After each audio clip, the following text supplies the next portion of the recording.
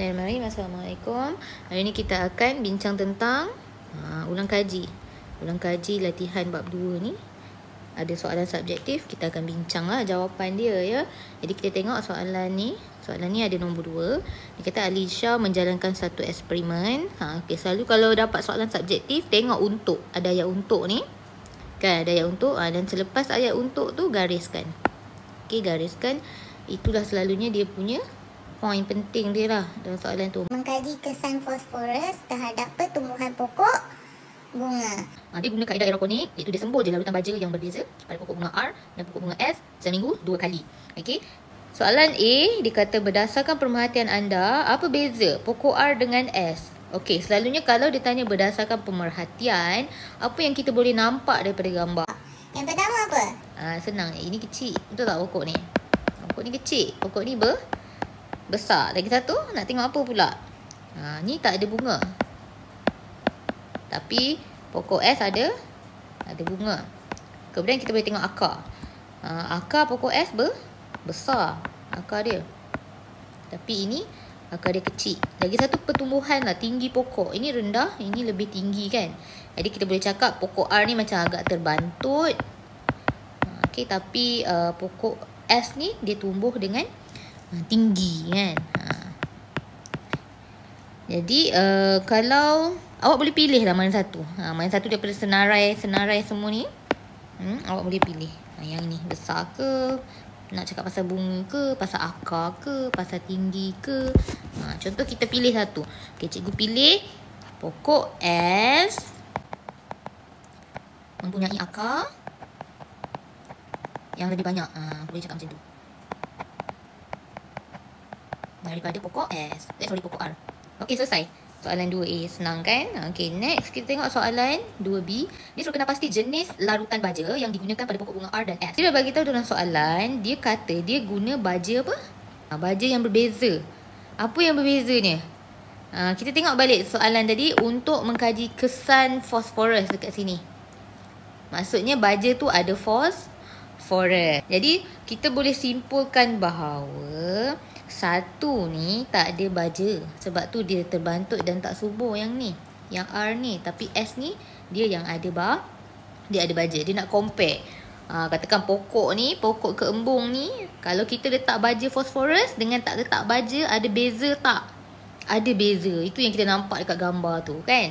Okey, jadi kena pasti bunga R rasa-rasa ada baja tak pokok bunga R ni? Mestilah tak ada kan. Jadi maksudnya kita nak tulis apa? Kita boleh tulis dia larutan baja yang tak ada fosforus tu. Larutan baja tanpa fosforus. Tapi kalau pokok bunga S, kita boleh tulis larutan baja yang ada fosforus.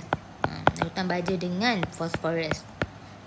Okey, next kita tengok soalan 2C. Dia suruh nyatakan pemboleh ubah dimalarkan. Okey, pemboleh ubah dimalarkan ni adalah yang kita tetapkan, yang kita tak tukar. Kalau kita tukar, eksperimen kita tak sah keputusan tu. Okey, dalam kes ni kita tak boleh tukar apa? Jenis pokok sebenarnya. Kita kena guna jenis pokok bunga yang sama, barulah valid eksperimen tu. Jadi jawapannya jenis pokok bunga. Katakanlah R ni awak guna bunga raya. S tu awak guna bunga kertas. Adakah akan sama? Hasil eksperimen tu tak sah sebab bunga raya dan pokok kertas boleh jadi ada pattern pertumbuhan yang berbeza. Jadi kita tak boleh guna pokok yang berbeza. Untuk buat eksperimen, kita nak uji benda tu, kena uji benda yang sama. Jenis pokok tu kena sama atau keputusan eksperimen kita salah lah nanti. Tak betul. Okey, next kita tengok soalan 2D. Ramalkan apa yang berlaku pada pokok bunga S kalau Alisha ganti baja dengan air pipe selama 2 bulan. Okey, semua pandang pokok bunga S. Ni pokok bunga S. Sekarang dia subur kan sebab kita letak dia dengan baja fosforus. Tapi kalau kita ganti dengan air pipe, apa yang jadi pada pokok bunga S? Dia akan sama macam pokok R. Sebab sekarang R ni dia tak ada baja. Sebab tu dia tak ada bunga, dia terbantut, akar dia sikit. Jadi larutan air pipe tu kita boleh kata larutan baja tanpa fosforus lah. Dia benda yang sama lah tu. Okey. Jadi kita bolehlah tumbuh kat sini pertumbuhan. Okey, jawapan 2D, pertumbuhan pokok bunga es terbantut. Sebab air paip tak ada apa-apa baja dalam dia. Just air saja kan. Next, kita pergi ke soalan berikutnya, iaitu soalan yang ada nombor 4 ni. Rajak 4 menunjukkan label makanan bagi jus buah yang telah diproses melalui satu kaedah pemprosesan makanan. Okey, dekat sini kita boleh tengoklah dia ada label dia, ada nama dan alamat pengeluar, ada ramuan-ramuan dia, ada berat bersih kan. Kemudian kita tengok soalan nombor 4A. Apakah bahan pengawet yang kita guna untuk hasilkan jus anggur?